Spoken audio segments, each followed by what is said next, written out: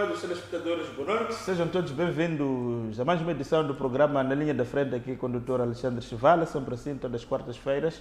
Nós fazemos aqui uma análise jurídica daquilo que são os principais assuntos estruturantes econômicos e políticos do país. Dr. Chivala, boa noite. Não sei se avançamos logo para o primeiro tema, que tem que ver com a questão que levanta, que é a questão da modernização do quadro regulatório para atrair empresas no mercado de capitais de Moçambique. Começámos esse tema na semana passada e quero-me parecer que é um tema muito importante, numa altura que, de facto, o Presidente da República tem estado a proclamar a necessidade de uma nova era, muito ligada à questão da independência econômica e daquilo que nós precisamos a fazer no TPC ao longo desta semana. Este mercado parece ter muitas oportunidades, até do ponto de vista de permitir que mais moçambicanos possam ter acesso, digamos assim, a oportunidades. Sim, de facto é um tema que começámos na semana passada e a pedido de algumas pessoas era necessário que nós retomássemos o mesmo e na vertente da modernização do quadro legal. Isto porque na semana passada nós falamos da situação atual, dos desafios, dos constrangimentos que o próprio mercado tem e falamos na parte final sem muito pormenor sobre a necessidade como um dos remédios para inverter o quadro das coisas, como a necessidade de modernizar o quadro regulatório para que mais empresas, que é uma das medidas, para além de tantas outras. Nós falamos, por exemplo, da necessidade de aumentar a literacia sobre esta matéria para vários operadores, é importante. Eu sei que há uma iniciativa agora de formação ligada aos magistrados, era bom que os advogados também avançassem um pouco para isso, como disse na semana passada, na classe dos advogados também há muito pouco domínio, que é mau. Eu creio que era bom que houvesse muito mais advogados a dominar esta matéria, ou a entrar nisso, porque, justamente como estava a dizer no princípio, é uma das áreas que pode efetivamente catapultar a agenda da independência econômica que é defendida pelo governo.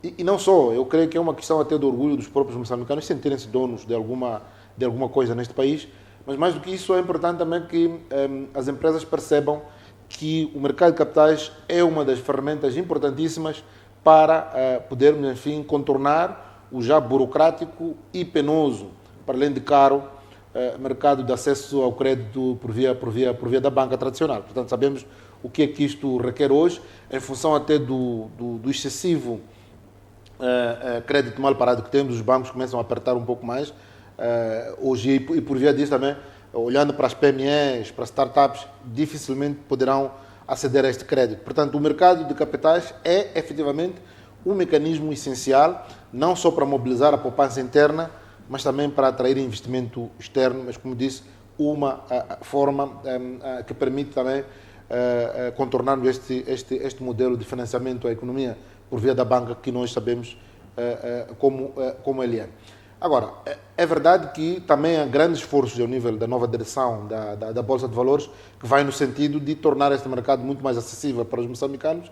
Eu sei que há certas medidas que foram tomadas, certos projetos estão em implementação. Por exemplo, fala-se hoje da possibilidade de nós termos chamados green bonds, portanto são os títulos verdes que podem ser transacionados, e hoje também, como já tínhamos dito noutra altura, a área da economia verde é fundamental. Tem hoje muitos recursos e, portanto, por via disso também é preciso ir captar esses fundos para poderem financiar, obviamente, a economia. Portanto, há esse esforço que nós vemos por via da direção da Bolsa. Há também uma grande evolução que nós notamos no quadro regulatório que Moçambique tem, que eu acho que é sólido, é moderno.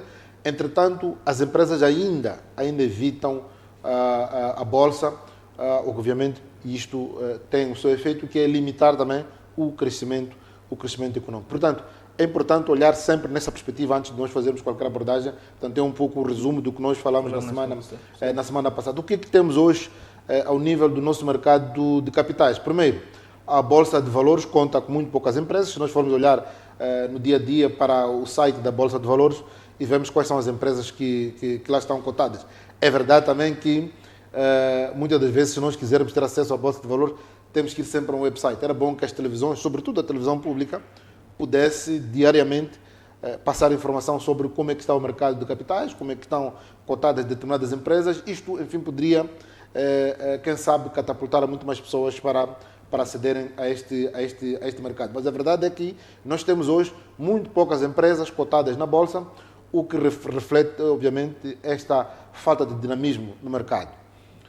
O segundo aspecto também que nós já tínhamos referido na semana passada e voltamos aqui a dizer é que os requisitos da cotação ou entrada na Bolsa são complexos e muitas das vezes dispendiosos. Obviamente que as empresas que já estão numa situação deficitária dificilmente vão gastar muito mais é muito difícil convencê-las a usar esse mecanismo de financiamento.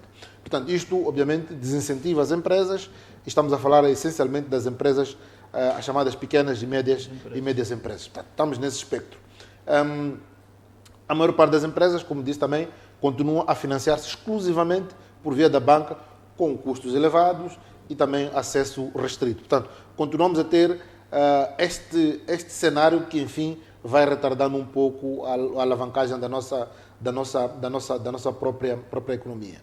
E nós temos como desafios, obviamente, o quadro regulatório, como eu disse, apesar de ser moderno, entretanto, não é suficientemente competitivo em comparação com outros países da região. Nós podemos falar de Botsuana, podemos falar da África do Sul, só para dar 2 exemplos, para fugirmos até dos exemplos que concomitantemente temos dado. Portugal.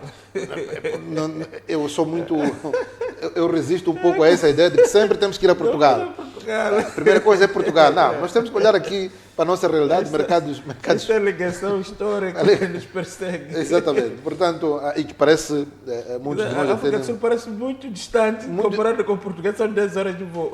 Para quem está em Maputo, é 1 hora de tempo estar na África do Sul. Portanto, é preciso nós começarmos a valorizar um pouco esta nossa vizinhança, apesar dos desafios e constrangimentos que nós temos em relação à África do Sul. A verdade é que, olhando para países como Botsuana, para a África do Sul, conseguimos perceber que, do ponto de vista do quadro regulatório, nós ainda não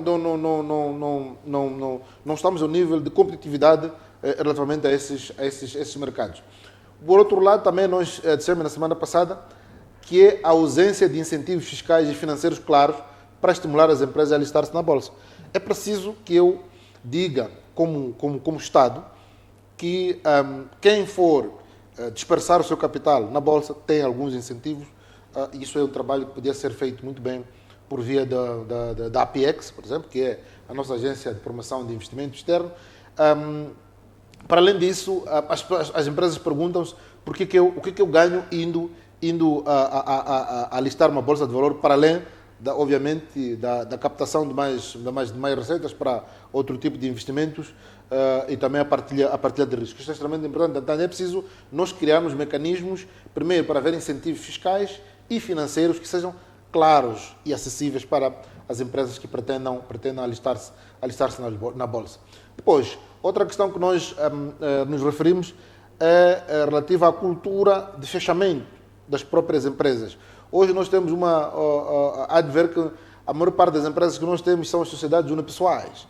E se não forem sociedades unipessoais, são sempre ligadas a critérios de amizade ou critérios de familiaridade para as pessoas, enfim, poderem sentar para fazer negócio. Eu podia dar um exemplo de uma empresa moçambicana que está muito longe de questões ligadas à familiaridade, à amizade ou de política. Por exemplo, que é o caso da Moçambique Capitais. Nós sabemos que a Moçambique Capitais congrega vários acionistas, cerca de 400 acionistas de vários credos religiosos, credos políticos, muitos deles só se vê nas Assembleias Gerais, não se conhecem, nem são amigos, mas, portanto, está ali um modelo que é preciso nós percebermos que é possível. Foi descontinuado. Naquela altura não discutia-se muito a questão da inclusão de todos, mas a questão da inclusão até de pessoas que não eram necessariamente da Frelimo. A Moçambique Capitais conseguiu fazer isto. Conseguiu fazer isso. Conseguiu.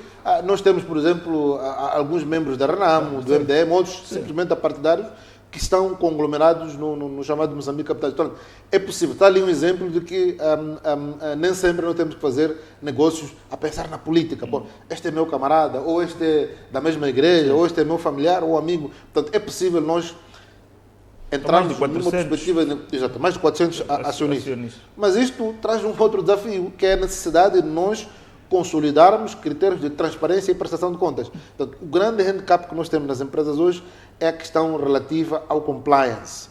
E hoje esta é uma área, pelo menos para a advocacia, que começa a ganhar outros contornos, a questão do compliance, quer compliance ambiental, compliance empresarial, de outras naturezas. Portanto, as empresas, se quiserem ser competitivas, têm que começar a apostar muito na questão da prestação de contas e na questão do compliance. Eu podia dar um outro exemplo aqui, por um pequeno parênteses, relativamente às sociedades de advogados. Hoje em dia, nós temos, por exemplo, um jovem que adquire a carteira profissional e dia seguinte já criou uma sociedade unipessoal. Eu creio que ao nível da Ordem dos Advogados, isto é um pequeno parênteses o que estou a fazer, era importante que também se definam critérios rígidos sobre quem é que pode efetivamente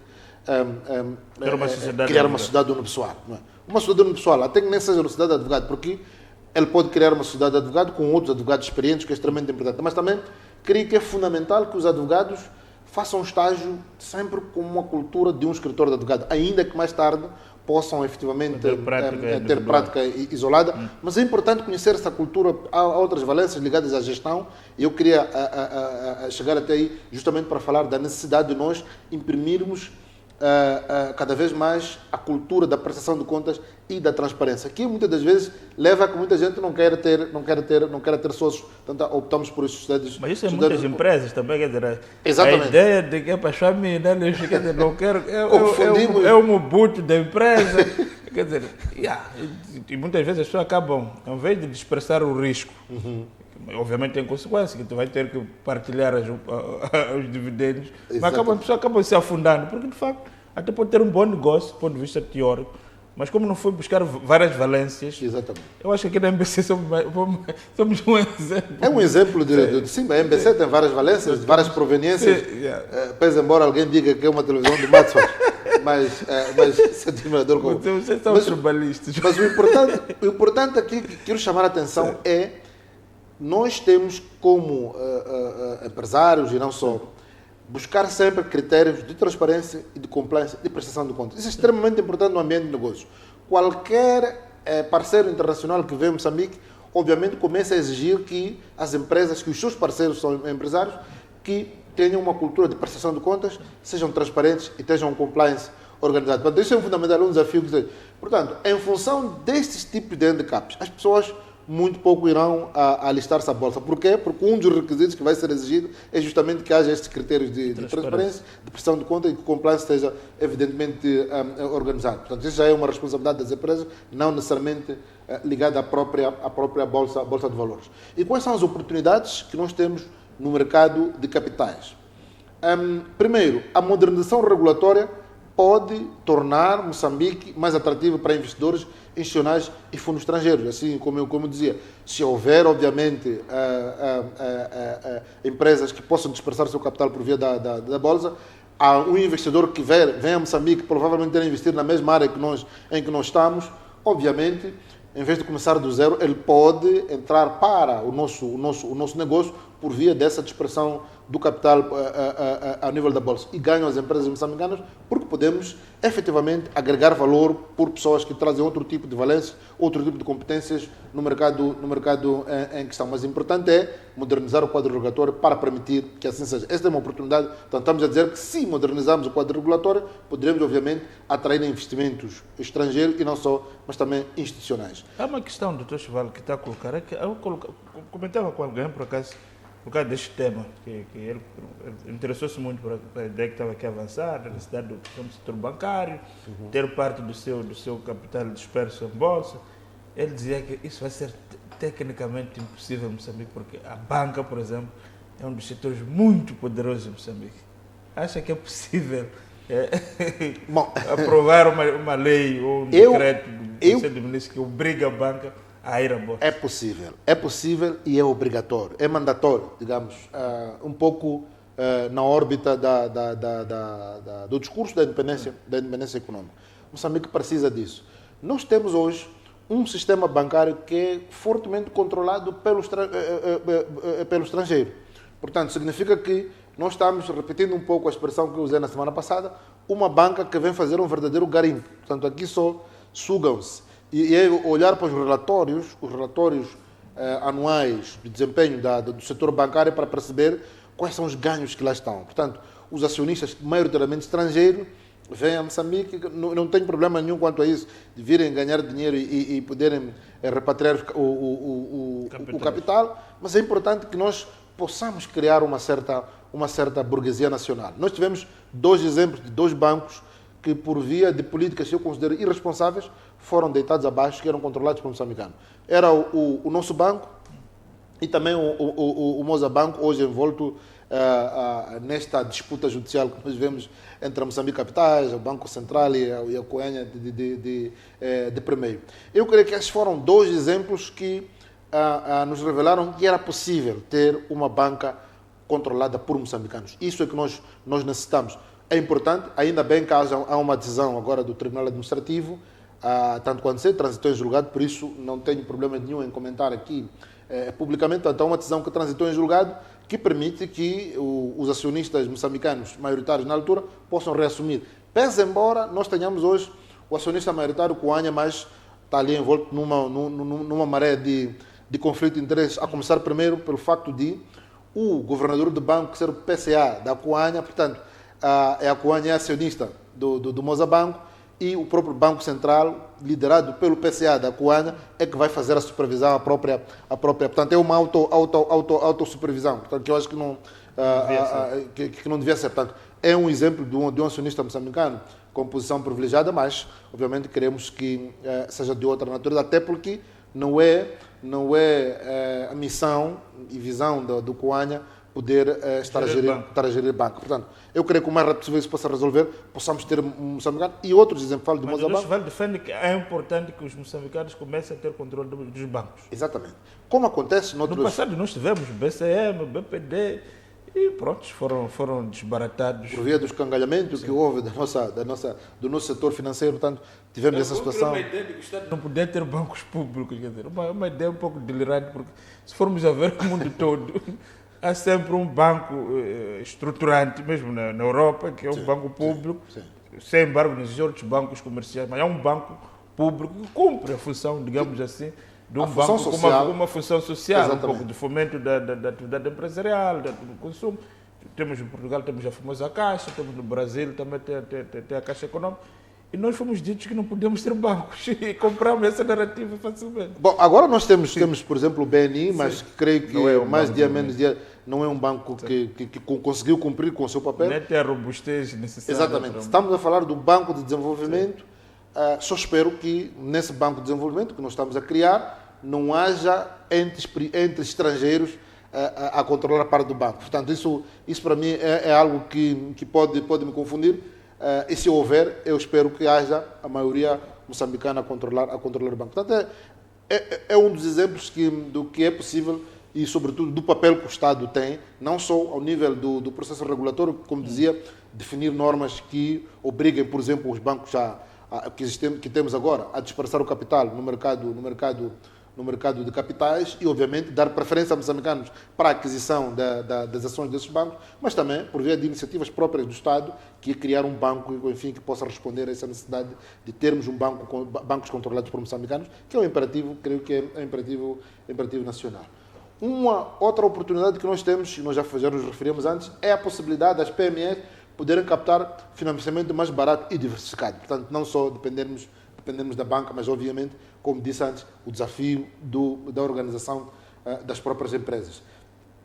E eu creio que, permitindo que mais empresas entrassem no mercado de capitais, por via dessa alteração do quadro regulatório, isto poderia, obviamente, permitir que Moçambique competisse com outros países da SADC, abrindo, obviamente, novas oportunidades de liquidez e confiança do investidor. Portanto, isso é extremamente importante, nós assumirmos que os investidores estrangeiros, apesar de nós queremos controlar, poderem também trazer mais valia a partir do know-how que têm, investindo no nosso próprio sistema. Portanto, quais são as propostas de reformas em concreto que nós, como país, poderíamos e devemos implementar para permitir uma maior abertura, uma maior competitividade do nosso próprio mercado de capitais? Em primeiro lugar, é importante simplificar os requisitos de listagem e reduzir os custos de acesso à Bolsa. Este é um desafio extremamente importante. Eu creio que, ao nível da própria direção da Bolsa, se efetivamente se pretende atrair mais empresas, é importante que as pessoas percebam que é possível alistar-se à Bolsa, primeiro,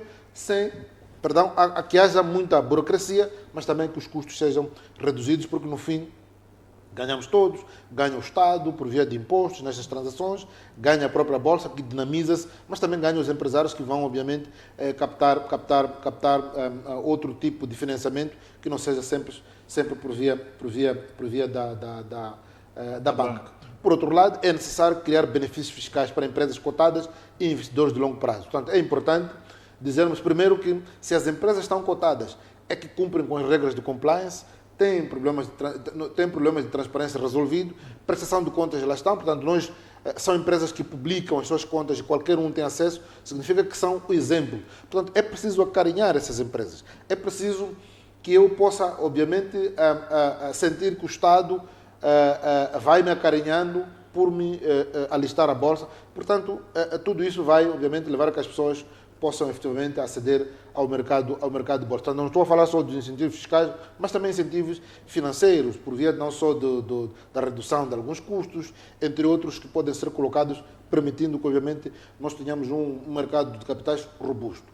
É preciso também aproximar o quadro regulatório moçambicano aos padrões internacionais. Eu desafio os que estão nas academias, que dão aulas nessa área relativa ao mercado de capitais, a que possam ver o que acontece noutras realidades e o que pode ser usado a Moçambique, sobretudo nos exemplos que eu dei da África do Sul e de Botsuana aqui na região, para, enfim, podermos estar ao nível desses países, obviamente, podendo competir com eles. Porquê? Porque estaremos a preencher os padrões internacionais. É importante também reforçar os mecanismos de supervisão. É importante que, apesar de nós estarmos a falar de empresas privadas, o próprio Estado crie mecanismos para poder supervisionar a atividade das empresas. Porque, em última análise, é preciso não esquecer isto, é que, a partir da altura que alguém investe num determinado projeto, está também em causa o interesse público. Não é só o interesse privado, está o interesse público por um lado. Primeiro, porque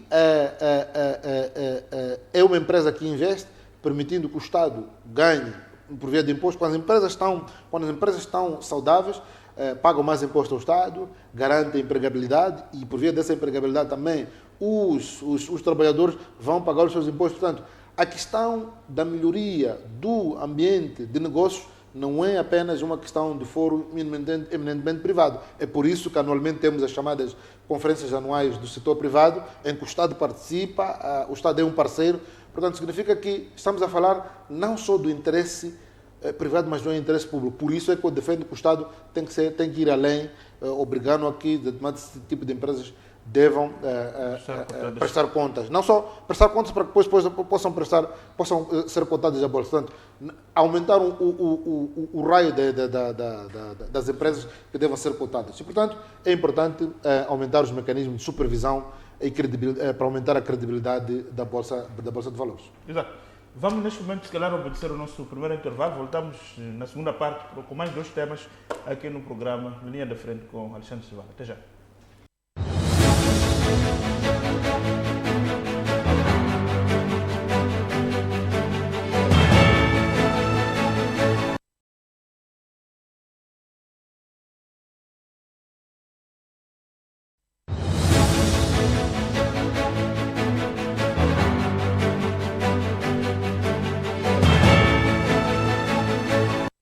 Estamos de volta para a segunda parte do programa Na Linha da Frente.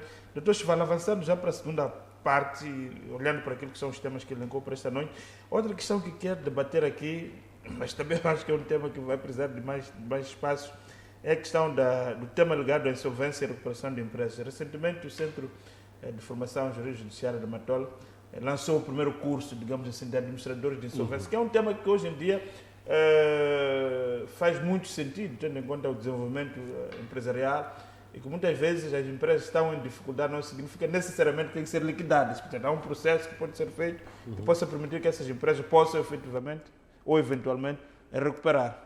Qual é a questão de fundo que quero levantar aqui? Começando mesmo por esta questão relativa ao concurso, o que notei e tenho estado a notar, falamos isto relativamente aos árbitros. Sim, vê muitos advogados. Sim, tem que se tirar esse mito de que só os advogados é que podem ser árbitros, podem ser administradores de insolvência. Em alguns casos, um administrador de insolvência, por exemplo, que esteja a agir num processo de recuperação empresarial, Não tem que ser necessariamente advogado. Aliás, gestor. Nós, advogados, temos um problema, embora haja um grande esforço agora, temos uma verdadeira alergia a contas, não é? E, portanto, algumas situações requerem efetivamente contas, conhecimento de contas. Portanto, eu iria, obviamente, encorajar a que muitos advogados, não advogados, quer dizer, muitos gestores e contabilistas pudessem se alistar como administrador de insolvência. Porque, efetivamente, a administração de insolvência é um pouco isto, é fazer gestão. Não é necessariamente o ato jurídico, é gestão. Não é necessariamente ato jurídico. Aliás, a própria insolvência, o processo de insolvência ou recuperação judiciária, tem uma intervenção mínima do tribunal, não é? O juiz decreta a insolvência, obviamente, ou produz um despacho no sentido de que a empresa vai estar em período de recuperação, mas os atos materiais, os atos subsequentes são executados por gestores, exatamente. É verdade que não estou a dizer que os advogados não possam ser gestores, mas é preciso tirarmos este mito de que aquilo é uma questão eminentemente legal. É preciso não perdermos de vista esta questão. Mas faz muito sentido também nós falarmos hoje da insolvência e recuperação de empresas, sobretudo porque estamos a ver muitas empresas fecharem as portas, depois da haver um Covid, despedimento depois das manifestações. massivo. Exatamente. Olhando para a Covid primeiro, depois as manifestações que, enfim, criaram um verdadeiro rombo no sistema empresarial moçambicano e, às vezes, pelo desconhecimento desses mecanismos que existem, que a lei prevê, em sede de uma mescla de direito comercial e direito processual civil, eu acho que é mais comercial que processo civil, que permite que, enfim, haja um mecanismo em que, primeiro, os empresários não tenham que andar fugitivos. Quer dizer, há pessoas que não conseguem cumprir com as suas obrigações, desaparecem da circulação, outros simplesmente até optam pelo suicídio. Sim. Acontece isso. Portanto, é preciso perceber que há um mecanismo chamado insolvente que permite que a pessoa vá ser desonerado das suas obrigações porque está declarado judicialmente que ele é incapaz de cumprir com as suas obrigações. Eu creio que isto permitiria, obviamente, a relaxar um pouco a situação. Portanto, como dizia muito bem, a insolvência não pode ser entendida como um fim de linha para as empresas, mas é um instrumento jurídico que permite reorganizar em algum momento, recuperar ou devolver a sustentabilidade das atividades econômicas. Portanto, é fundamental nós dizermos isso. Primeiro, recuperar, reorganizar e não só desenvolver a sustentabilidade da atividade econômica. É preciso perceber isso. Portanto, quando se fala de insolvência, antes tínhamos um termo na nossa própria lei, que não é muito famoso, depois que é o da falência. Hoje, e dizíamos que há uma diferença entre falência e insolvência. A falência era para os empresários ou comerciantes, como chamávamos antes, e a insolvência só para indivíduos que não exercem atividade empresarial. Hoje há uma visão diferente, portanto, a partir de 2013, através da aprovação do Decreto-Lei 1/2013, que trata de forma indistinta, empresários ou não, todos eles são considerados numa situação de insolvência. Um particular pode declarar insolvente. Exatamente, um particular pode ser declarado insolvente. Não é apenas a questão das empresas. Mas eu queria focarmos um pouco na questão das empresas. Primeiro, como dizia, o Decreto-Lei número 1/2013 introduziu regras modernas de insolvência, afastou-se ou revogou-se as regras da concordata que estavam no Código de Processo Civil e outras do Código Comercial, enfim, que já estavam um pouco obsoletas em função até da sua origem portuguesa e colonial, exatamente. Portanto, é preciso perceber isso, que há regras modernas e também o nome já não é tão jocoso assim. Humilhante. Já não é humilhante. Quer dizer que alguém é falido. Foi decretado pelo tribunal. Exatamente. Há um certo estigma quando a gente fala de... Agora, quando falamos de insolvente, só um pouco mais... O termo... Exatamente. O que é isso? Exatamente. Portanto, e como dizíamos, nos últimos anos as empresas foram assoladas por inúmeras crises econômicas, financeiras e agravaram fortemente as desigualdades e dificuldades das próprias empresas. Portanto, ainda assim, apesar dessa lei existir há qualquer coisa como 12 anos, ainda encontramos pouco uso deste regime para, enfim, permitir a reorganização, a recuperação e a devolução da sustentabilidade das empresas. E por que é que isto acontece? Portanto, quais são os desafios que levam aqui muito poucos empresários, e não só, muito poucas pessoas, optem por seguir este regime que, enfim, primeiro pode permitir... Uma empresa por si só pode pedir recuperação judicial. A própria empresa pode pedir, não é só um credor, é verdade que um credor, mas a própria empresa pode achar entrar. Que vá a pedir a requerer a insolvência. Sim. É possível também, a meio de um processo de insolvência, entender que o meio mais adequado, e aí o papel dos administradores de insolvência é fundamental, optarmos não pela insolvência, mas pela recuperação. Portanto, é possível perceber que não. Ainda é possível. Há um potencial naquela empresa. Exatamente. Não consegue orar com os compromissos agora, mas verifica-se ali que a empresa por si só bem organizada, pode a curto prazo recuperar e... Sim. Exatamente. Aliás, nós tivemos agora recentemente uma empresa cimenteira na Zona Centro, em que houve uma declaração de insolvência, mas os trabalhadores, reunindo-se no tribunal, diziam que afinal a empresa tinha capacidade de produzir. Mas parece que também andou aí um colega... Bom, aí são outras matérias que não queríamos... Parece que as coisas não estavam muito claras. Exatamente. Bom, mas então, por que é que muitas empresas ainda, ou por que muitos entes ainda não optam por entrar por essa via? Primeiro, o nosso sistema judicial, já temos vindo a dizer, é lento, é pouco especializado para lidar com insolvência empresarial. Não é? Hoje em dia, temos uma secção comercial que lida com essas matérias e não só a tratar de questões ligadas à insolvência. Então, uma mistura aí também de matérias que são tratadas. Depois, muitos credores preferem liquidação imediata em vez de negociar planos de recuperação. Não é? Que é muitas vezes prejudicial, que a pessoa quer muito prejudicial, mas não vai conseguir recuperar, ou seja... Exatamente. Portanto, perde o investimento feito, mas com alguma paciência, aceitar algumas perdas, ajustar os planos de negócio. O outro grande problema também é que nós fazemos negócio em Moçambique sem os chamados planos de negócio. São ferramentas essenciais que muitas das vezes vão conduzir a nossa atuação no mercado e vão nos perceber reajustar algumas medidas que efetivamente nos permitem mantermos no mercado e nem sempre a contar com aquilo que nós definimos no princípio. Portanto, é importante perceber isso também, que muitos credores preferem simplesmente a liquidação imediata. Mas muitas vezes por desconhecimento, Dr. Chival, também. É parte deles, porque muitas vezes o próprio credor muitas vezes também não está aconselhado por advogados. Exatamente. Mas move-se pela raiva e pela zanga contra o credor. Muitas vezes não quer perceber, sentar com quem perceber o que pode ser feito neste negócio, eventualmente pode não recuperar 100%, mas recuperar alguma coisa. Alguma coisa, exatamente. Esse desconhecimento é capital nessas situações. E é por isso que eu dizia a alguém hoje, numa reunião, que o advogado não pode ser visto como médico apenas. Sim. Portanto, também o advogado pode ser visto como um personal trainer no ginásio. Portanto, que vai prevenir algumas doenças. Portanto, olhamos sempre para isso. É importante que quem entra nesse mundo do negócio procura aconselhar sempre por um advogado que, obviamente, vai lhe mostrar...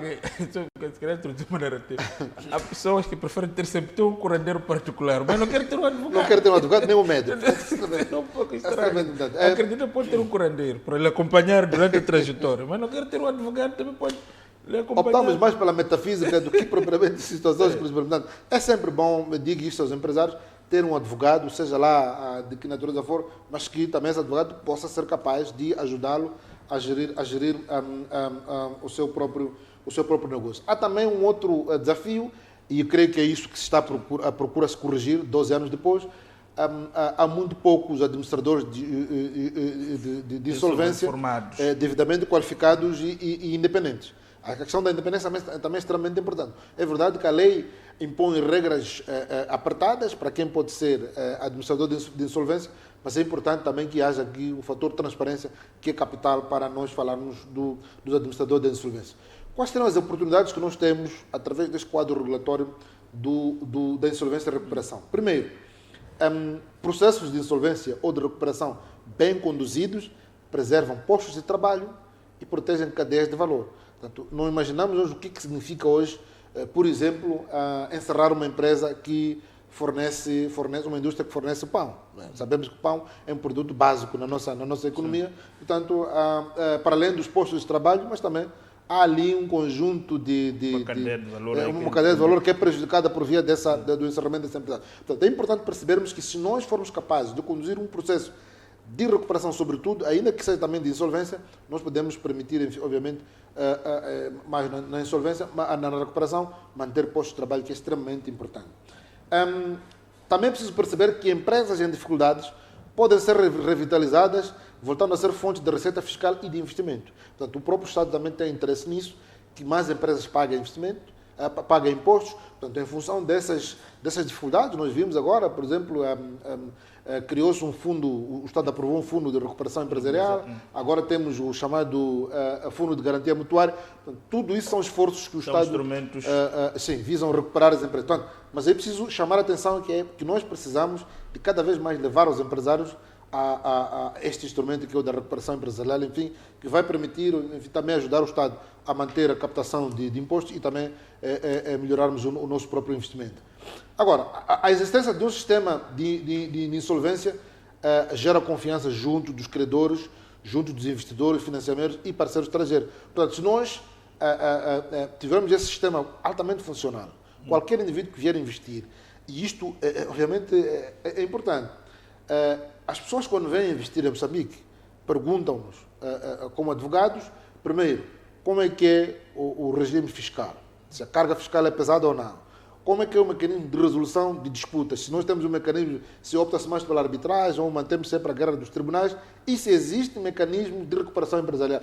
Essas perguntas estão lá presentes sempre quando há um pedido de aconselhamento para efeitos de investimento que vem de fora. Portanto, é extremamente importante nós percebermos que isto pode ajudar no financiamento, na atração de investimento e também para que mais parceiros estrangeiros possam estar em Moçambique.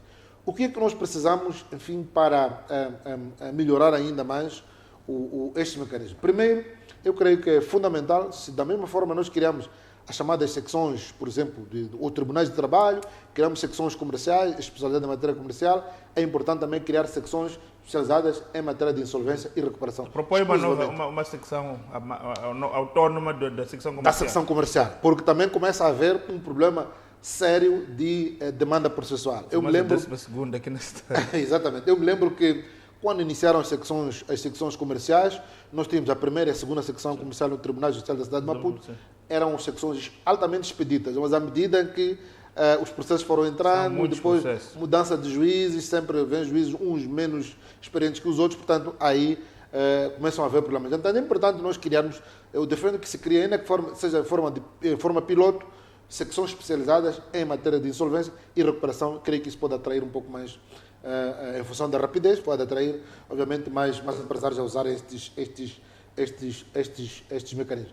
É importante continuar com o processo, já iniciou, o processo de formação e certificação de administradores de insolvência. Isso é extremamente importante para aquela questão relativa ao próprio papel central dos administradores de insolvência neste processo todo. É também preciso rever os procedimentos legais, visando reduzir os prazos e simplificar os processos de recuperação. Ainda continua a ser um processo não só lento, mas também que é um pouco atabalhoado, que não permite que muitas empresas possam optar por esses mecanismos. Exato. Doutor Chivale, há um terceiro tema que nós devemos debater, mas eu acho que já, senão vamos fazer a correr, e a propor que passássemos para a próxima edição, que é a questão da governança corporativa e a responsabilidade dos administradores. É um tema também que eu acho que é muito importante, mas que em 5 minutos, se calhar, não íamos aqui extrair o melhor do ponto de vista daquilo que é a importância. Nós também trazer esses temas, eu compreendo, Dr. Chivale, numa perspectiva até de educativa. Sim. E são temas que são debatidos, são vividos a nível das empresas, mas muitas vezes as pessoas não têm ideia do que é isso. Então, eu ia propor que o Dr. Chivale este terceiro tema avançasse para outra semana, porque pronto, vamos ter que fechar o programa agora. Não, se calhar, só para fechar. Uma nota que é importante. Este não é um exercício necessariamente académico, aliás, até porque já não estou na academia. É mais prático. É mais prático, justamente no complemento do que fazem as câmaras de comércio, as associações empresariais, que no fundo criar aqui um ambiente que permite que nós possamos criar um ambiente de negócio. O Dr. Chivale está muito linkado, preocupado dessa questão da independência econômica através de mecanismos legais. Quer dizer, não basta proclamar, é preciso ver quais são os caminhos. Exatamente. Sim. E nós estamos a tentar aqui de forma prática acompanhar aquilo que são os desafios que nós temos, mas também propor soluções. Sim. E é isto, temos tido um feedback interessante de empresários e não só, que vão no sentido de encorajar-nos a continuarmos nesta linha. Esse tema da Bolsa, por acaso, recebemos muitas pessoas não tinham ideia, mais ou menos, do que é possível. Exatamente. Então, acredito também que mesmo a questão relativa à insolvência, vamos encontrar. Sim. A CTA tem estado a queixar-se, nos vários encontros com o governo, de empresas que não conseguem recuperar. Se nós fôssemos optar, por exemplo, pela recuperação a insolvência, creio que poderíamos melhorar um pouco isto e vermos que, afinal, as dificuldades que os empresários encaram não significam fim de linha. A recuperação judicial permite à empresa proteger dos credores. Quer dizer, enquanto é no processo de recuperação, não pode receber visitas de oficiais. Pelo menos não pode ser ameaçado. Exatamente. Portanto, é preciso olharmos sempre para esses mecanismos que existem e ajudam as empresas. Faz muito sentido. Então, fica aqui marcado já o primeiro tema para a próxima semana, para a próxima quarta-feira. E para si, caro telespectador que nos acompanhou, novo encontro fica marcado para a próxima terça-feira. Sempre, próxima quarta-feira, dizia, sempre neste mesmo tom, do ponto de vista de trazer aqui temas que interessam as empresas, mas acima de tudo também as famílias. Boa noite, até a próxima.